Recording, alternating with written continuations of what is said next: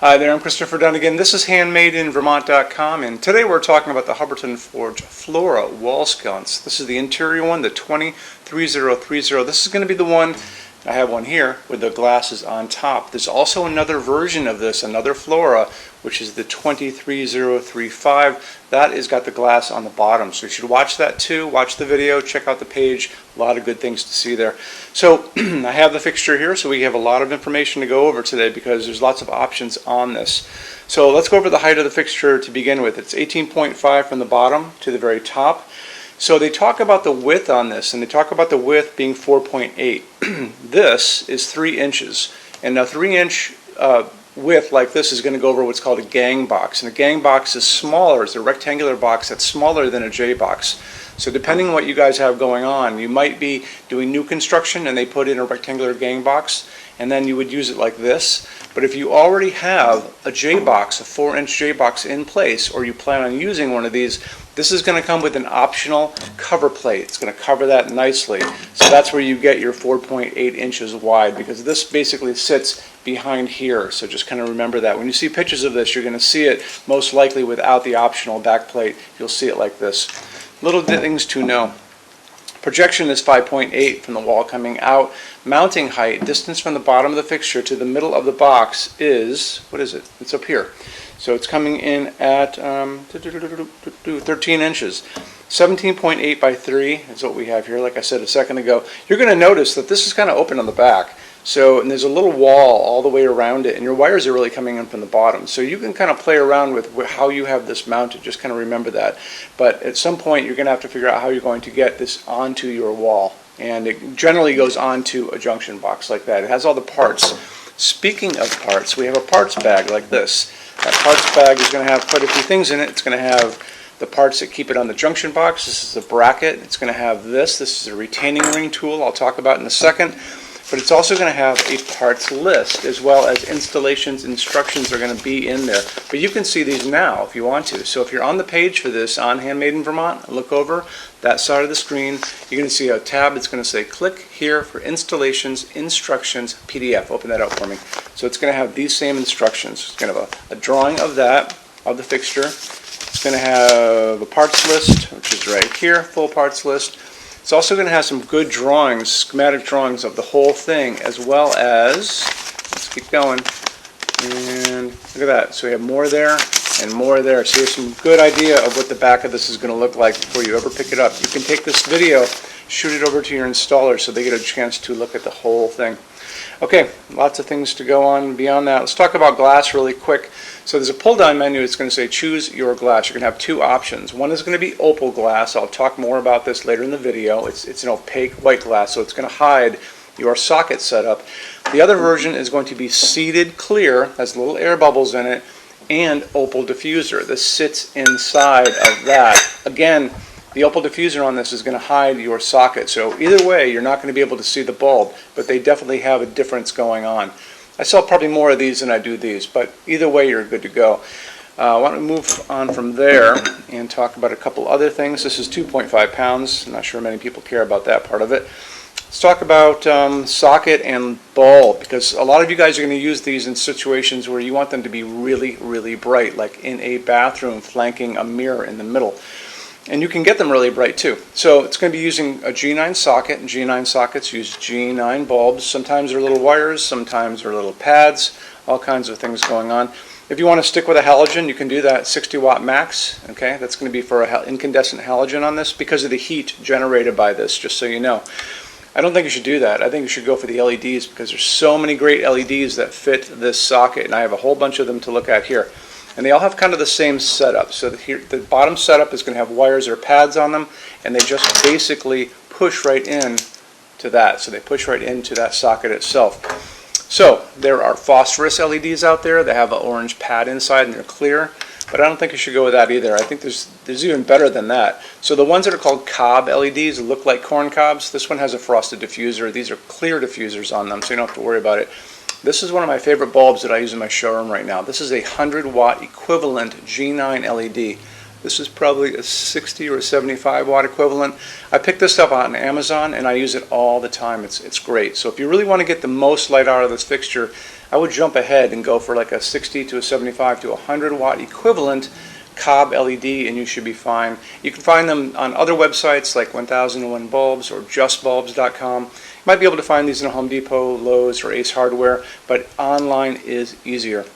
So a couple other things. So that bulb was offered to me in different color temperatures. It was offered to me in 2700 Kelvin, which is a super yellow-orange light, kind of like a setting sun. Also was offered to me in daylight, and since or maybe you would be using this in a bathroom, you want to have a more warm glow on you. You don't want to have that bluish-white hospital waiting room, overcast day light on you in a bathroom, like you would see in a convenience store or a gas station or something. What you really want is 3000 Kelvin, and that's going to be a warm white, like an incandescent glow of a bulb we all grew up with. That's the light coming down on my hands right now. So these are 3000 Kelvin LEDs above, warm white, soft white, and that's what this guy is. So that would be my choice on this. I would probably do, like I said, a 60, 75 watt, depending on what your needs are, 100 watt equivalent, my favorite, and I would get it in the color temperature of a 3000 Kelvin. And the other thing is it's got a dimmer on it. Use a dimmer on it if you want. In bathrooms you generally don't have to do that, but if you're going to be using it in other places like stairways, hallways, all those kind of places, flanking a fireplace, definitely put it on a dimmer. Buy a dimmable version of this. So one other little tidbit. So this is going to be in the box when you get it. This is a retaining ring tool. So this socket's threaded on the sides, and the retaining ring that holds the glass in place is this surprisingly beautifully milled piece of art. You know, for a retaining ring, Hubbardton goes to great lengths and little details like this. This is basically jewelry at the end of the day, the quality of it. But anyway, see how it goes over that? And that's going to hold your glass on. And the way that I like to put this on is, I take my retaining ring tool, I take the flat side of this, oh, you know what? Take it back. So the flat side's going to be facing up, hold it like this. There's little indentations in it, so you line them up and you get it to go on. See how it's sitting inside there? And let's say I'm doing this one. So I'm going to take my glass, first you're going to install your fixture. So you're going to have your fixture on the wall when you're doing this. It's going to be all ready to rock and roll. So then I'm going to take my tool, put it in this thing. I'm going to slowly lower this one over, because sometimes those little retaining rings can fall out and you want to keep it in there. I'm going to take the whole thing and I'm going to put it over, and then this tool takes the place of your hand, which is too big to get inside the glass. So righty-tighty, lefty-loosey, remember that. And you're going to make it not so tight that it could crack your glass, but you're going to make it tight enough that it's snug. You pull this out, the retaining ring will be gone, and this will be on your sconce, and you're all set. I want to touch base on Hubbardton Forge's opal glass for just a second. So all of Hubbardton Forge's glass to begin with is going to be hand blown. This piece is hand blown first in clear, then they're going to come in and they're going to blow another layer of white glass on the inside of this. The third step is they're going to take and they're going to sandblast the whole thing on the inside and the outside. That's going to give you this beautiful, mellow, translucent, milky piece of glass. When you look at this, and you can see the layers are actually piled up on the inside of this.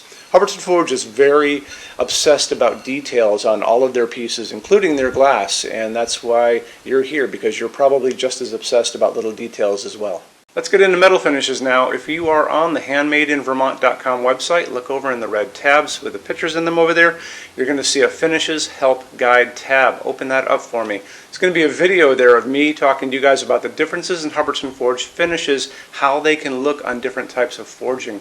I'm going to be referencing a chart just down below. So scroll down a little bit. You're going to see a chart. You can click on that chart. So you can click on dark smoke. You can click on soft gold. Doesn't matter. Big page will pop up showing you lots of different things in that finish. You can go back to the chart and you'll notice there's letters A's on them, letter B's on some of those things, and that's going to be showing you this range of variants that you can expect to see on different translucent finishes, but I'll talk about all of that in the video, okay? Okay, showroom. Our showroom in Vermont has over 400 Hubbardton Forge fixtures. This is the biggest showroom in the world of Hubbardton Forge. No other showroom is like this. Hubbardton Forge doesn't even have their own showroom. They use this one. What's on display? We have a great tab on that. In those same red tabs, you're going to see a What's on Display page. So open that up. It's going to show you everything we have on display, and including which finish, which shade, all of those things and what kind of glass it's on there. We're open every day except Sunday, 11 to 6. I'm here every day except Sunday from 10 a.m. to 6 p.m. Eastern Time. We also have an amazing clearance center. Clearance center stuff is 75% off MSRP. It's returns, discontinued stuff, showroom samples. You have to come here to use it. Can't call us or email us about it, but it's definitely worth coming in to look at if you're in Vermont. Plus you want to use the showroom anyway because there's just so much great stuff here to see. Our number in Vermont, 802-446-2400. You can email us 7 days a week, 24 hours a day. Love to answer emails, and it's sales@HandmadeInVermont.com. So when you order from HandmadeInVermont.com, shipping is going to be free to every state except Alaska and Hawaii. No tax if we ship out of the state of Vermont. And we're the only dealer with 90-day returns, no restocking fee. Nobody else does that. Some larger items are going to be non-returnable. It's going to be really important that you are looking at the fixture on that page and kind of scroll down under the description. It'll tell you if that is the case. And that's usually for really big, giant, huge fixtures, mostly that go out on pallets. Okay, that's it. Rush program. Let's talk about that. So rush program, Hubbardton Forge generally takes about 3 to 4 weeks to go out the door. That's production time before your transit time. You always have to add that on too. We offer a rush program that takes you from that 3 to 4 weeks down to a little under 2 weeks. It's a very small addition per line item. So if you have like 1, 2, 3 items, like let's say 3 or 4 outdoor sconces, and they're all the same size and they're all the same finish, that's one line item. So it's very inexpensive to rush those kind of things. Don't be afraid to email us and ask about that. Okay, so that's really it. If you guys have any other questions, let us know. We would love to see you in our showroom sometime. And thanks for stopping in.